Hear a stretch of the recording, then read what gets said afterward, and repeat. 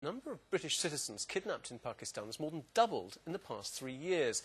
Members of Britain's Pakistani community fear they're seen as an easy target and able to pay a significant ransom fee. Let's talk to Helen Grady. She's been leading the investigation for BBC Radio 5 Live and joins me in the studio.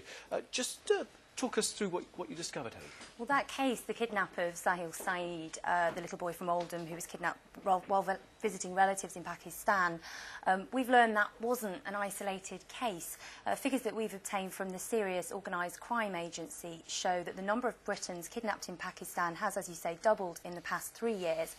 18 Britons were kidnapped last year, and we've learned of another recent case involving a British child who was kidnapped in Pakistan. So a lot of cases which haven't been publicised, and the ones that you've heard about, were they settled with ransoms?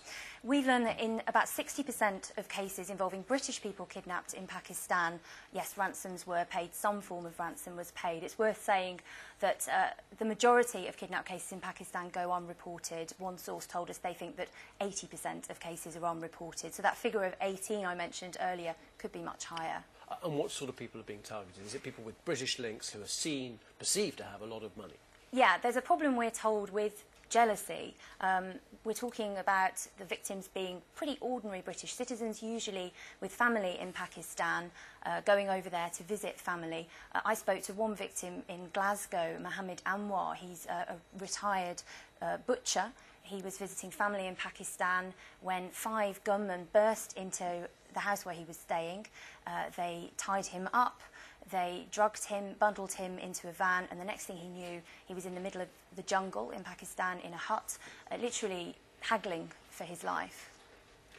And normally, how effective are the Pakistani authorities in dealing with these cases? Well, as I mentioned, a lot of cases aren't reported. There's a big problem with a lack of trust in the police in Pakistan. Even a police source I spoke to said that many officers won't investigate kidnap cases unless families pay them, bribe them to run the case. So there's a lot of underreporting. And a big problem as well is that in many cases, not all family members are implicated. Relatives in Pakistan, jealous of the relative wealth of their British family, who enter into plots with kidnappers or feed information to kidnap gangs. OK, and I suppose what was unusual, perhaps, in the Sahil Saeed case was the communication between British police and Pakistani police. I mean, is that something which is quite rare in the investigations you've been doing? British police do try to work with the Pakistani police as much as they can, and the High Commission in Pakistan is able to liaise with Pakistani police officers. But as I mentioned, a big problem is this underreporting of kidnappings. Kidnap gangs will often tell families, if you don't cooperate with us, if you tell the police, if you don't pay a ransom, we will sell your family member onto a bigger gang who will ask for more money, or even sell them to the Taliban, or take them to Afghanistan where they can be killed. So terrifying consequences. And this programme's coming out on Radio 5 Live tonight, isn't it? It's on tomorrow night, 7:30, BBC Radio 5 Live. OK, all right. Well, Helen Grady, thank you very much indeed for coming in and talking to us now. Let's